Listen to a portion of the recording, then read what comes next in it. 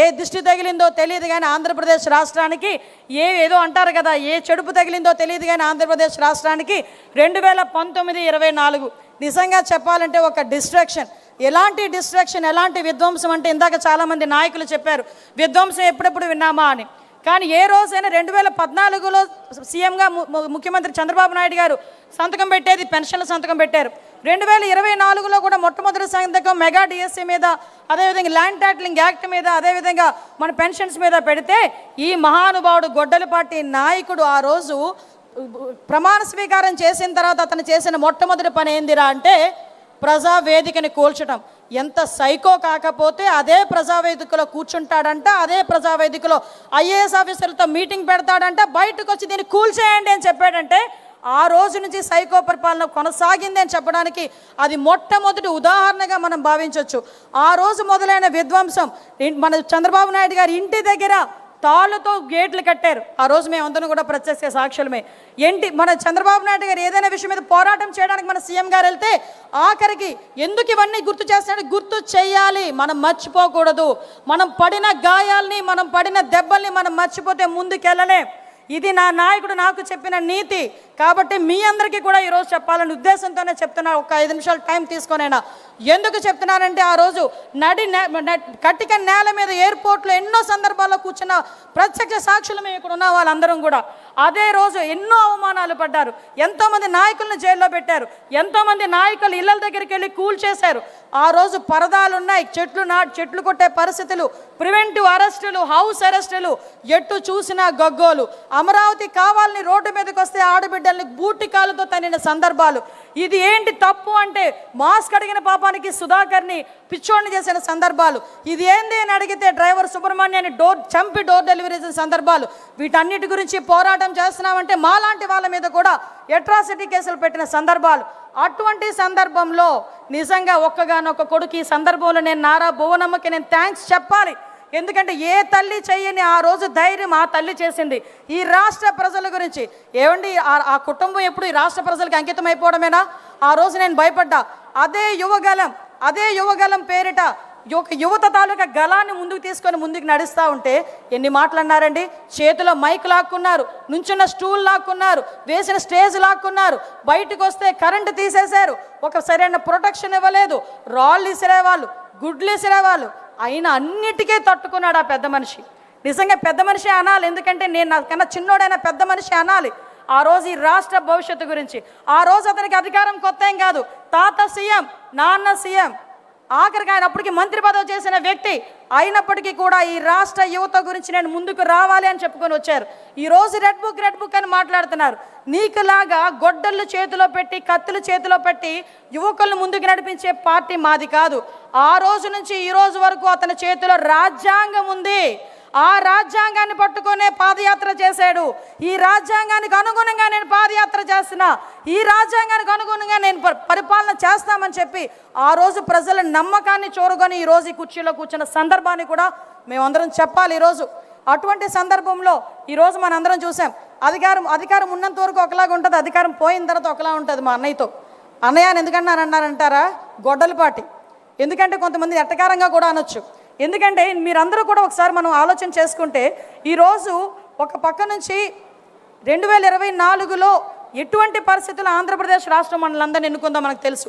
ఎక్కడెక్కడ విదేశాల నుంచి వచ్చిన వాళ్ళు కూడా ఓటేయడానికి ఖండాంతరాలు దాటి సప్త సముద్రాలు దాటి ఇక్కడికి వచ్చి ఓటేసి వెళ్ళారంటేనే ఆ రోజు తెలిసింది మన నాయకుడి తాలూకా సత్తా ఏంటో ఈ ప్రపంచానికి, కూటమి గాలికి సత్తా ఏంటో ఆ రోజు తెలిసింది. ఆ రోజు వచ్చిన తర్వాత నుంచి చిన్న కంపారిజన్ చెప్పాలి.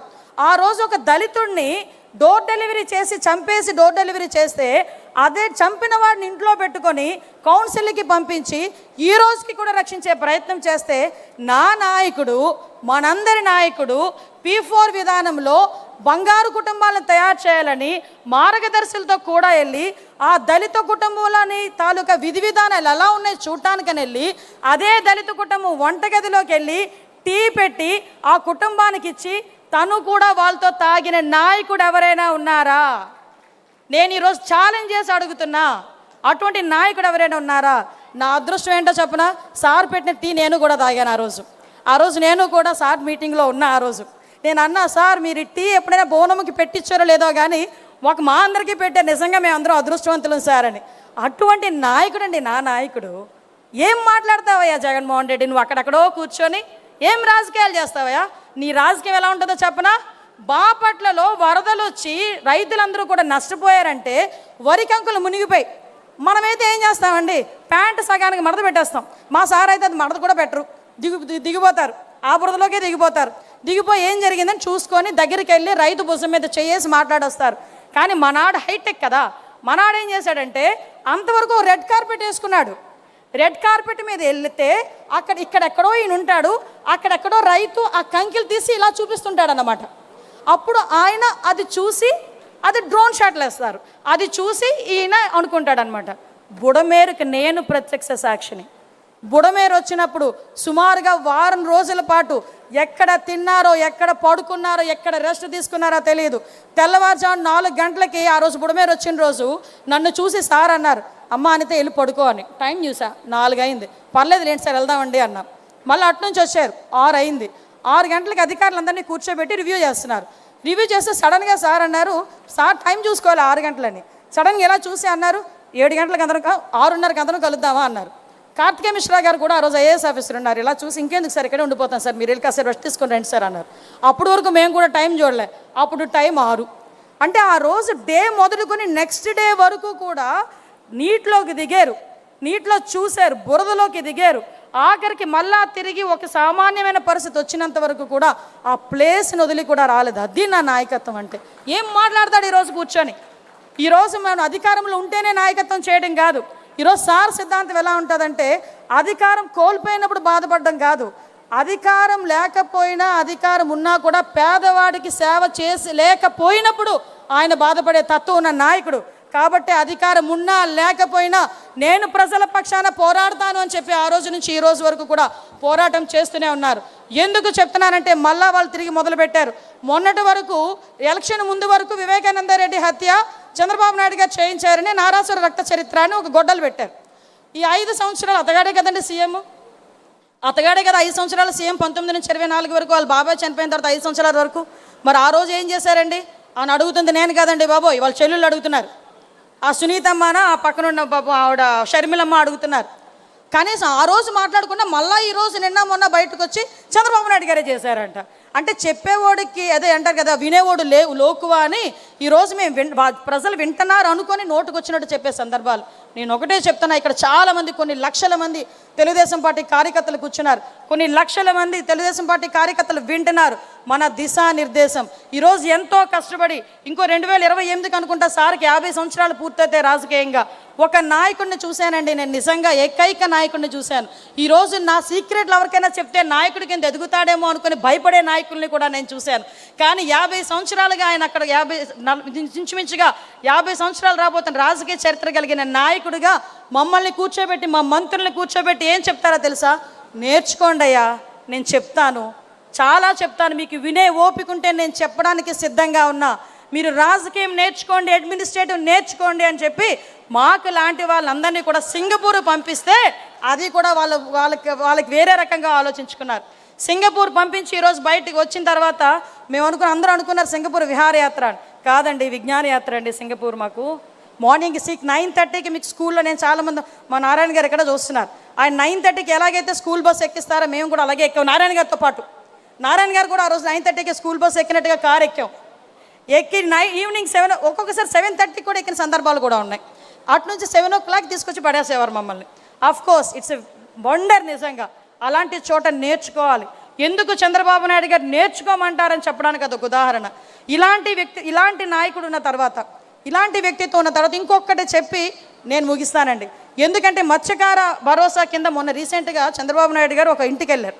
నిజంగా వెళ్ళాలనుకుంటే ఈ ఊర్లో కూర్చొని బటన్ నొక్కొచ్చు. ఎందుకంటే అతగాడు ఇంతకుముందు బటన్ నొక్కేవాడు బయటకు వెళ్ళాడంటే పరదాలు కట్టాలి, లేకపోతే చెట్లు నరకాలి, ఇంచుమించు 5,000 మంది పహారా ఉండాలి, గంతకాలు తవ్వాలి. నిన్నే చెప్పారు సార్, గంతకాలు తవ్వేవారంట చుట్టూను. నల్ల చున్ని వేసుకోకూడదు, నల్ల బొట్టు పెట్టుకోకూడదు, నల్ల రిబ్బన్ కట్టుకోకూడదు, అతగాడి అన్ని ఆంక్షలు ఉండేవి. కానీ మన నాయకుడు ఏం చేస్తున్నారంటే, ఒక సంక్షేమ పథకం ఇవ్వాలంటే నేరుగా వాళ్ళ ఇంటికి వెళ్ళి కూర్చుంటున్నారు. వాళ్ళ ఇంటికి వెళ్ళి ఉండడమే కాకుండా వాళ్ళు చేపలు ఎలా కొంటున్నారు, ఎలా అమ్ముతున్నారు, జీవన విధానాలు తెలుసుకొని ఆయన వాళ్ళతో పాటు నేను ఎందుకు ఇది మెన్షన్ చేస్తున్నానంటే వాళ్ళతో పాటు కింద కూర్చొని భోజనం చేశారు. కొంతమంది నాయకులు ఉంటారండి, కొబ్బరికాయ కొట్టాలంటే పంతులు వెళ్ళి రాయి ఎత్తారు పైకి. కొబ్బరికాయ కొట్టాలంటే పంతులు రాయి ఎత్తితే అప్పుడు కొబ్బరికాయ కొడతాడు. అలాంటి వాళ్ళు కూడా ఇతని తాలూకు వయసు గురించి మాట్లాడుతున్నారంటే ఇంక సిగ్గుందా అని అడుగుతున్నాను ఈరోజు. అటువంటి ఒక సైకో గొడ్డలి పార్టీ నాయకులు మళ్ళా బయటికి రావడానికి, కళ్ళబొల్లి బాటలు బయటికి రావడానికి ప్రయత్నం చేస్తున్నారు. నేను ఒకటే చెప్పబోతున్నా ఈరోజు ఒకటే చెప్పబోతున్నా. మన నాయకులందరూ ఉన్నారు, కార్యకర్తలు ఎలాంటి వాళ్ళు మనకు తెలుసు. ఈరోజు గౌరవ నారా లోకేష్ గారు ఈరోజు ఎన్నో కంపెనీలు తీసుకొచ్చి ఇంకొక విషయం చెప్పాలి. మన సాధారణంగా మన ఇంట్లోనే జెన్జీస్ అని జెనాల్ఫాస్ జనరేషన్స్ అన్నీ ఉన్నాయి. వాళ్ళకి అర్థం కానిది ఏంటంటే మా జనరేషన్కి ఉద్యోగాలు ఇచ్చింది ఆయనే, ఇప్పుడున్న జనరేషన్కి ఉద్యోగాలు ఇస్తున్నది ఆయనే, జెనాల్ఫాకి కూడా ఉద్యోగాలు ఇవ్వబోయేది ఆయనే. దానికి సంబంధించిన కార్యాచరణ 2047 వరకు చేతిలో పట్టుకొని తిరుగుతున్నారండి ఈయన. ఇలాంటి వ్యక్తులు ఉన్నంత వరకు జెనాల్ఫా కాదు కదా, జెన్జీస్ కాదు కదా, ఎవరైనా చదువుకుంటే చాలు మీ ఇంటికి ఉద్యోగాలు తీసుకొచ్చే స్థాయికి మేము తీసుకొస్తామని గౌరవ నారా లోకేష్ గారు ముందుకొచ్చి చెప్పే సందర్భాలు కూడా ఉన్నాయి. ఇంకా 28 సెకండ్లు ఉంది సార్. ఇంకొక విషయం కూడా చెప్తున్నాను సార్. నారా లోకేష్ గారు తీసుకొస్తున్న ఐటీ కంపెనీలకి ఇంతకుముందు మేము చదువుకునేటప్పుడు ఉద్యోగాల గురించి మేము వెయిట్ చేసేవాళ్ళవి. కానీ ఇప్పుడున్న జనరేషన్ ఏం అదృష్టవంతులయా, ఉద్యోగాలు మీ గురించి వెయిట్ చేస్తున్నాయి. That is Gen Zs. నిజంగా చెప్పాలంటే అదృష్టవంతులు అని చెప్పి ఈరోజు చెప్పాలి. అటువంటి నాయకులు ఉన్న చోట, అటువంటి నాయకత్వం పనిచేస్తున్న చోట దీన్ని నిలబెట్టుకోవాల్సిన అవసరం ఉంది, దీన్ని సస్టైన్ చేయాల్సిన అవసరం ఉంది. మన రాష్ట్రం బాగుపడాలన్నా, మన కుటుంబాలు బాగుపడాలన్నా, మన విలువలు పెరగాలన్నా, మనం గౌరవంగా బతకాలన్నా ఈ ఎన్డీఏ కూటమి గవర్నమెంట్ ఈరోజు ముందుకెళ్లాల్సిన అవసరం ఉంది. ఇంకో 15 సంవత్సరాలు కాదు, 20 సంవత్సరాలైనా ఇదే గవర్నమెంట్ ముందుకెళ్తేనే 2047 నాటికి ప్రపంచంలోనే మొదటి స్థానంలో ఆంధ్రప్రదేశ్ ఉంటుంది అని రాసి పెట్టుకోమని ఈ మహానాడు సాక్షిగా చెప్తున్నా. దీనికి ప్రతి ఒక్క కార్యకర్త కూడా ముందుకు రావాలి. ఇప్పుడు జరిగే ప్రతి ఎలక్షన్ మనదై ఉండాలి. ఇందాక చంద్రబాబు నాయుడు గారు వీడియో ఒకటి వేస్తున్నప్పుడు చంద్రబాబు నాయుడు గారు అని నేను అని చెప్పినప్పుడు ఇక్కడ ఉన్న వాళ్ళందరం కూడా క్లాప్స్ కొట్టాం. ఆ మాట పదే పదే పదే పదే వినాలి అని చెప్పి ఇక్కడ సంకల్పం తీసుకొని వెళ్దాం. ఆయన ఎవరేం చేయగలరండి? 24 క్లైమోర్ మైన్స్ ఏం చేయలేకపోయినాయి. ఆయన దృఢ సంకల్పం అలాంటిది, అతని తాలూకా తపన అలాంటిది. మనకి ఏదైనా మంచి చేయాలని తపన, అటువంటి తపన కలిగిన నాయకుడు, తపన కలిగిన యువ నాయకుడు సారథ్యంలో ఈరోజు మనందరం పనిచేస్తున్నాం. దీనికి మనందరం గర్వపడుతూనే దీన్ని ముందుకు తీసుకెళ్లే బాధ్యత కూడా మనందరం కూడా తీసుకున్నామని మీకందరికీ కూడా తెలియజేసుకుంటూ, ఒక మంచి రాజకీయ తీర్మానం, ప్రెస్టేజ్గా ఉండే ఒక రాజకీయ తీర్మానం మీద మాట్లాడే అవకాశం, దాన్ని బలపరిచే అవకాశం ఇచ్చినందుకు మరొక్కసారి మీ అందరికీ కూడా మనస్ఫూర్తిగా పాదాభివందనం చేసుకుంటూ, నా నాయకుడికి, నా పార్టీకి నేను, నా కుటుంబం ఎల్లప్పుడూ రుణపడి ఉంటామని తెలియజేసుకుంటూ సెలవు తీసుకుంటున్నా. జై హింద్, జై తెలుగుదేశం.